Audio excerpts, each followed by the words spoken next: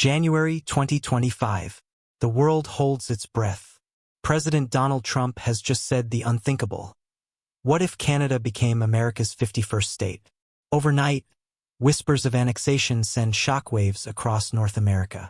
Could the land of maple leaves, vast oil sands, and multicultural cities truly merge with the United States? Tonight, we dive deep into the mystery that could change the map of the world forever. Canada, the 51st state, the untold story of cities, power, and possibility. Imagine waking up one January morning in 2025 to the sound of breaking news. The President of the United States, Donald Trump, has just suggested something unthinkable. What if Canada became the 51st state of America? The world pauses. A nation of 38 million people, the second largest country on Earth by landmass, suddenly thrust into the spotlight, not as a neighbor, but as a potential piece of the United States. First, it sounds impossible. Canada is not just a country. It is a symbol of wilderness, of multiculturalism, of quiet strength. But history has taught us that the most unbelievable ideas sometimes ignite the fiercest debates. And so the question arises, what would happen if this idea ever came true? To answer, we must go beyond politics, beyond diplomacy. We must journey into the very heart of Canada. The cities where people live, work, dream, and shape the future. Because if Canada were ever to merge with its southern neighbor, these cities would become the battlegrounds of culture, economy, and identity. Tension across the border. When asked whether force would be used to take Canada, President Trump answered, "No, it would be economic force." It was a statement that sent ripples of unease across North America. Canadian Prime Minister Justin Trudeau responded carefully, "Canada does not want a trade war with the United States. But if Washington imposes tariffs on our products, we will retaliate." And so, beneath the calm words of diplomacy, a storm brewed. Could the world's longest undefended border suddenly become a fault line of conflict? Experts pointed out that Canada's vast territory, stretched from the Atlantic to the Pacific and deep into the Arctic, was not just about size. It was about resources, cities, and people. And if anyone wanted to understand the real stakes, they had to look at where Canadians lived, their great urban centers. Hamilton, the Steel Heart. Our journey begins in Hamilton, Ontario, a port city on the western edge of Lake Ontario. Known as Canada's Steel City, Hamilton produces nearly 60% of the nation's steel. Its factories fuel construction, cars, and infrastructure across the country. But Hamilton is more than just industry. With a population of over 500,000, it has become a multicultural hub, a sanctuary city for immigrants, and home to McMaster University, a leader in biotechnology and clean energy research. Its airport, John C. Munro Hamilton International, is the nation's busiest air cargo hub. In 2023 alone, it handled more than 820,000 passengers and nearly 40,000 flights. If Canada ever joined the U.S., Hamilton would not just be a city. It would be a strategic economic engine, connecting American markets to Canadian innovation. Quebec City, the fortress of history. Next, we travel east to Quebec City, perched on the banks of the mighty St. Lawrence River. This is no ordinary city. It is a fortress of history, dating back to 1608, and home to Notre Dame de Quebec Basilica, the first church in the New World elevated to basilica status. With nearly 530,000 residents, Quebec City thrives on public administration, defense, trade, and tourism. Its port is the oldest inland port in Canada, handling nearly 30 million tons of cargo annually.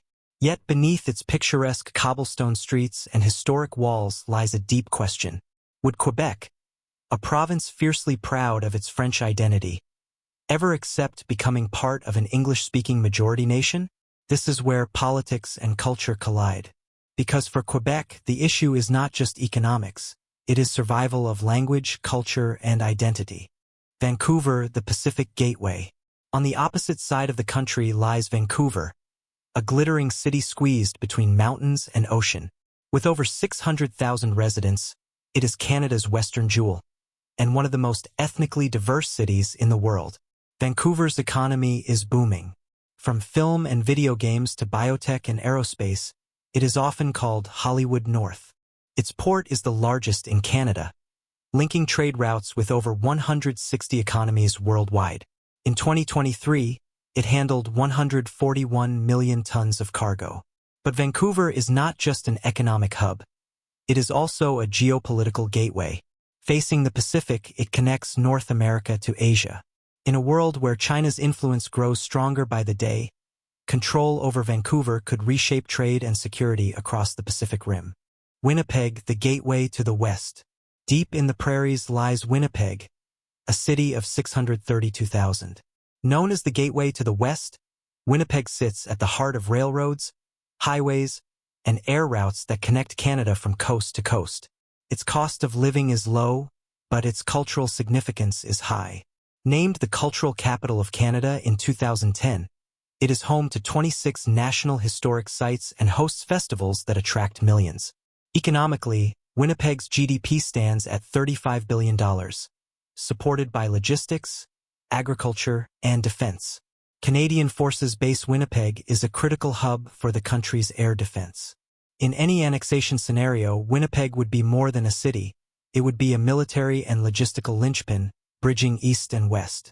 Mississauga, the city of diversity. Moving closer to Toronto, we arrive at Mississauga, home to nearly 670,000 people. This city thrives on diversity. Its residents come from nearly every country on Earth, speaking over 145 languages. Economically, Mississauga's strength lies in pharmaceuticals, finance, and advanced manufacturing. But its crown jewel is Toronto Pearson International Airport, the busiest in the nation, handling 45 million passengers annually. If Toronto is the financial capital, Mississauga is the gateway to the world. Edmonton, the oil capital. Northward lies Edmonton, with 712,000 residents. Known as the oil capital of Canada, it has long fueled the nation's petrochemical industry. Its GDP, nearly $64 billion, comes not just from oil, but also from research, technology, and education. Edmonton is also a cultural beacon, hosting festivals year-round and housing West Edmonton Mall, once the largest shopping center in the world. For the U.S., Edmonton would mean access to vast oil sands and resources, an economic prize that could shift global energy markets. Ottawa, the capital city. Then comes Ottawa, the nation's capital. With over 800,000 residents, Ottawa is the political heart of Canada. Here stand Parliament Hill, foreign embassies, and the Canadian Department of National Defense. Ottawa's economy thrives on government services and high-tech industries, earning it the nickname Silicon Valley North. If Canada were annexed, Ottawa would become a battleground not of weapons but of power and governance. Would Canada's laws, traditions, and democracy survive within a new political system? Calgary, the energy giant. In Alberta, we find Calgary, a city of 1.1 million. Its skyline rises above oil towers and corporate headquarters. With a GDP of nearly $80 billion, Calgary thrives on energy, finance, aerospace, and technology. Its international airport is the fourth busiest in Canada, connecting the prairies to the world. But Calgary is not just about business. It is about resilience. In 2012, the city was ranked the fifth most livable city in the world. Its residents have weathered oil booms and busts, building a city that symbolizes both wealth and struggle. Montreal, the cultural capital. Next is Montreal, a city of over 1.6 million, where French is the dominant language. Known as a UNESCO City of Design, Montreal is a cultural powerhouse, home to aerospace, pharmaceuticals, finance, and one of the world's largest inland ports. It was once Canada's economic capital, and though Toronto surpassed it, Montreal remains a beating heart of art, music, and cuisine. But Montreal also raises a haunting question. Would French-speaking Montreal ever accept being governed under an English-first U.S.? Or would it fight to preserve its identity at any cost? Toronto, the crown jewel. Finally, we arrive at Toronto, the most populous city in Canada, with 2.6 million residents. Toronto is everything at once: financial capital, cultural mosaic, technology hub, and immigration magnet. Its GDP of nearly $188 billion makes it one of North America's economic giants. The Toronto Stock Exchange, Canada's 5 largest banks, and hundreds of multinational corporations are headquartered here. It is also North America's 3rd largest technology hub after Silicon Valley and New York. If Canada were ever to merge with the US, Toronto would not just join. It would compete with New York, Los Angeles, and Chicago for the title of America's most powerful city. The final question: could it ever happen? Let us be clear. The chance of Canada becoming the 51st state is extremely unlikely.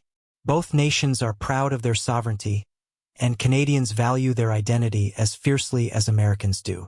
But what Trump's words revealed was not a plan. It was a pressure tactic, an economic weapon in disguise. And yet, by speaking them aloud, he awakened a powerful curiosity. What would happen if the map of North America changed forever? Would Canada's cities, Toronto, Montreal, Vancouver, rise as new American powerhouses? Would Quebec resist with every breath to preserve its culture? Would the vast resources of Alberta and the North shift global power balances? Or would the very idea of annexation tear apart 2 of the closest allies the world has ever known? Conclusion: a nation of mystery and power. Canada remains what it has always been: a land of forests, lakes, cities, and people who carry multiple identities yet share a single pride. The world may speculate, leaders may threaten, but Canada's story is not written by outsiders. It is written by its people, from Hamilton's steelworkers to Toronto's bankers, from Vancouver's film directors to Montreal's artists. And so, the question lingers not as a plan, but as a mystery. What if? What if Canada became the 51st state? Would it be a union of strength, or the end of 2 nations as we know them? For now, it is only speculation. But it is a reminder that the cities of Canada are not just places on a map. They are the keys to the future of an entire continent. And in that truth lies the greatest story of all.